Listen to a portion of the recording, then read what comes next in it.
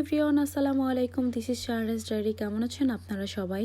2টার দিকে ঘুম ভেঙেছে, আর একটুও ঘুমাতে পারিনি। আর এখন বেজে গিয়েছে 5টা 47, প্রায় 6টার কাছাকাছি। তো ভোরে কখনো ওঠা হয় না, আজ উঠেছে তাড়াতাড়ি, কারণ আম্মুর সাথে একটু ঢাকাতে যাব। এই শুয়ে নিলাম, তাড়াতাড়ি বের হতে হবে বাসার থেকে। বাই দ্য ওয়ে, একটা কথা বলে রাখি, আমার ফেসটা দেখতেছেন না, এতটা ক্লিন ছিল না, প্রচন্ড পরিমাণে দাগ ছিল ফেসে। হোয়াইটিং স্পা ফেস ওয়াশটা ব্যবহার করে আমি আমার ফেসটা ঠিক করেছি। যাই হোক, রেডি হয়ে বের হয়ে গেলাম ঢাকার উদ্দেশ্যে মার সাথে। যতই ঢং করি না কেন, চোখ জ্বলে পুড়ে যাচ্ছে ঘুমে। বাসার সামনে থেকে অটোতে উঠে নিলাম, বাস স্ট্যান্ডে যাব। তো সুন্দর ভোরের সূর্যটা দেখতে পাবো কখনো ভাবিনি। এমনি আগানোর সাথে সাথে সূর্যটা গাছের নিচেও চলে যাচ্ছিল। ওর স্ট্যান্ডে যাওয়ার সাথে সাথে ঢাকার গাড়ি পেয়ে গেলাম, আর আম্মু আর আমি গাড়িতে উঠে গেলাম। আম্মু একটু অসুস্থ। এর ভালোবাসা কখনো মনে হয় শেষ হয় না। এত পরিমাণে অসুস্থ, তারপরে সবসময় হাসি খুশি থাকার চেষ্টা করে। হোক, এক ঘুম দিয়ে উঠে দেখি পদ্মার উপরে চলে এসেছি।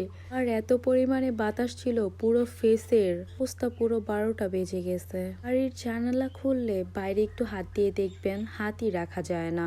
আর তাকানো তো দূরের কথা।